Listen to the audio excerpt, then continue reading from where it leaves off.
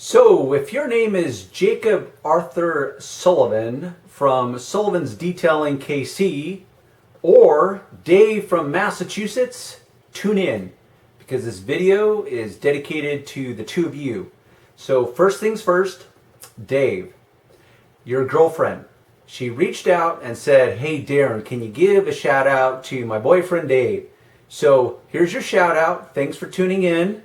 And give your girlfriend a big hug and a kiss because it sounds like she's pretty cool. Jacob Arthur Sullivan, you wrote in with a question. And the question has been asked by many guys, and I just have not taken the time to address it. Because most guys, when they get into the business, they don't just jump into the deep end. They do it as a progress. So typically, what will happen is that you have a full-time job or a part-time job and you want to segue or slowly enter the world of professional detailing. So how do you balance between that, your real job, and your new adventure, which is becoming a professional detailer? Specifically, how do you answer the phone? And even more specifically, what Jacob asked was, how do you leave a message? Because what I'm guessing is the real problem is, how do you fly under the radar or remain covert while you're juggling your real job and doing the detailing part-time, whether it's after hours or on the weekend? So the simple answer, which is not going to be much of an answer at all, is it depends. It depends on your world. So if you have to fly under the radar and remain covert, meaning that you use your personal cell phone for your current job, then yes, that represents a certain problem. And there's a very simple way to handle that. That's called being ambiguous, which means that you have a greeting that lets the world know who you are by first name, or you don't go on radar by announcing your business name. You simply state your name. For example, "Hi, this is Darren. Sorry I missed your call. Your call is important to me, and I will return your call as promptly as I can." It can be that simple. Now, I did not give away much information. They know who they reached when they called that number, but you may be thinking to yourself, yeah, but you didn't address your business name as a detailing company. And what if Johnny customer, they're confused? Well, guess what? In my own world, if you were to call my phone number and I was not able to pick it up, I don't address my business name. At least I don't think I do. It's been so long since I've called myself, I actually don't remember. And I've been in the business so long and had so many different things I'm juggling that I've actually played both parts of that, where I did have a cell phone that was also a phone that I had to use for my employer.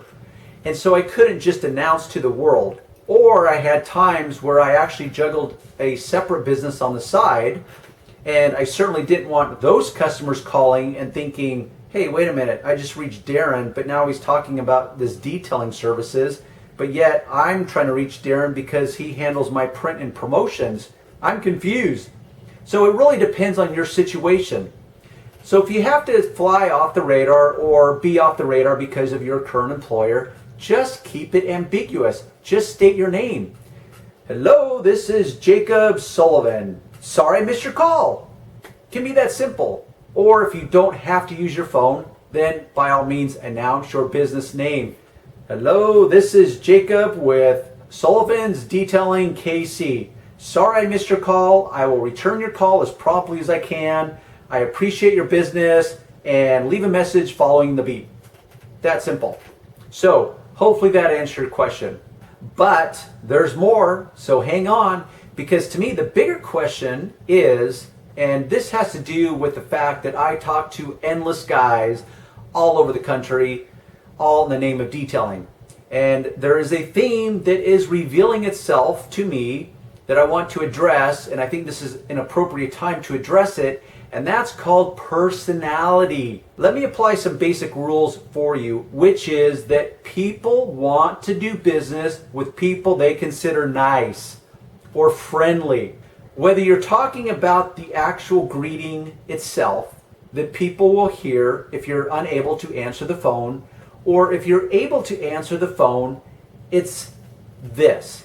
Have some personality. Be animated. Be engaging. Whatever that means to you. The problem is that as people, we do not have the ability to be objective about ourselves. So this is where your friends and family and possibly strangers come into the situation. So I'm going to add some advice. This is where you need to ask family and friends their opinion. Hey, can you listen to my message? Let me know if you think that it sounds like you would want to do business with me. Just give me some feedback. What I want to know is, does that message sound engaging enough? Do I sound like a person that you would want to do business with? It's that simple. Unfortunately, friends and family can't be completely objective about you also. So you may have to enlist the help of friends that really can be more direct. And that's like me. I'm not trying to disparage people when I say, man, dude, you got the personality of a rock. When it comes to business, it's about relationships. You've got to add some personality in there. So ask those people for some feedback, and that may help you along if you're struggling with how to come up with a simple greeting or message. Create a greeting. You decide if it has to be ambiguous or not. In my situation, hi, this is Darren. Thank you for calling Auto Fetish Detail. Sorry I missed your call. Your call is very important to me. So please leave me a detailed message following the beep. I will happily return the call as soon as I can. Thank you and have a great day. It can be that simple. But you'll notice that I was somewhat animated. It was not dull or bland. Hi, this is Darren. Thanks for calling Auto Fetish Detail. Leave me a message and I'll call you back. Okay, so you decide, which person would you rather do business with? I know it may seem trivial to you, but trust me, when it comes to being successful in the business world, everything matters. Literally everything matters. Now, you may not want it to matter, and you may think that it doesn't matter, but it really does. So everything has to be strategized. And when it comes to getting business, which I'm pretty sure most of you want is more business, not less business, you have to be engaging at every level. So this is why I talk about, oh no, here comes one of Darren's kings. Presentation is king. Whether you as a person, your website, your business name, your business cards, how you dress, how you talk, how you look, yes, everything matters. It's all these forms of intangible ways that we communicate amongst our species called the human species. All those intangible forms of communication will communicate something to the world. So you at every level will have a chance to either grow your rapport and trust with your customer or diminish it.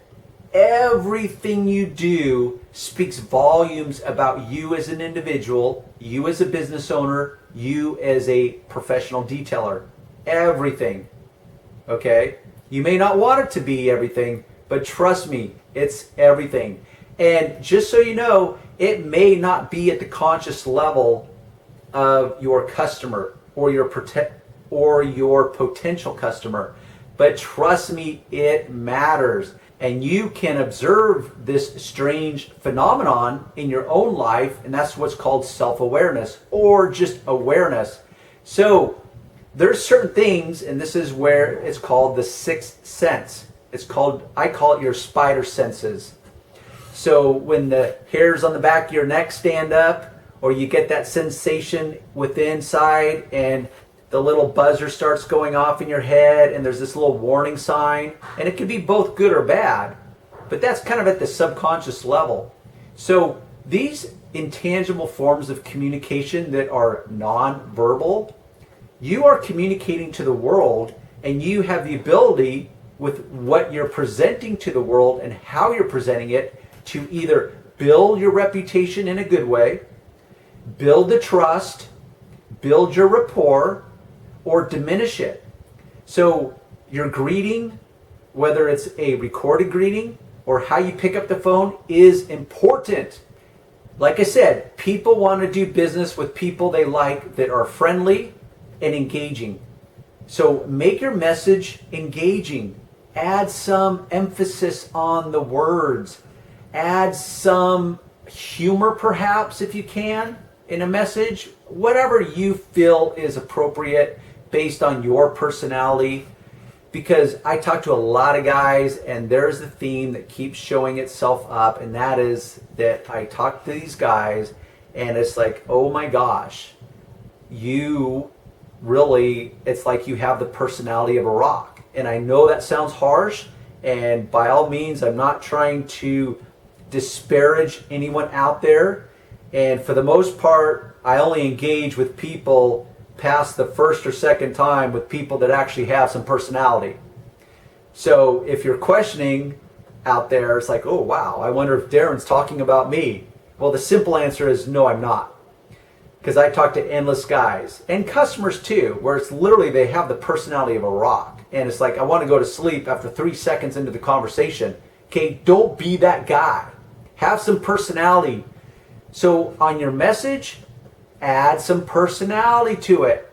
If you have the ability to take a call while you're on the job or after hours, whatever, engage that person. Get them to talk. Ask them questions. Now, I have a very specific checklist that I kind of go through with people if I feel that the conversation is headed in a direction where I'm really going to be possibly doing business with that person. That's a whole nother video. But before that, I want to entice them and build that rapport and that trust right out of the box. The second I say hello, hello, this is Darren. How can I help you? Or hello, this is Darren speaking. Because honestly, at this stage of my career, I don't have to overthink that part of my business, and I can keep it rather simple. And I used to just answer the phone, Darren speaking, because I kind of assume that they know who they're calling. But what I found out is that that really wasn't enough time for them to process and to get their brain to engage and start communicating. So I would tell them my name right out of the box. Darren speaking. And literally they would ask, and who is this? It's like, well, I just told you it was Darren and I'm speaking, and this is Darren speaking, so that's who you're talking to. So in their defense, I get it. I didn't really allow them enough ramp up time. It's kind of like the ramp onto the freeway. So my mind's already doing 75 miles an hour. Their mind isn't. They've just pulled my number off of the website. They think they're calling a detail company. So in a lot of ways, they're expecting someone to answer perhaps something like this.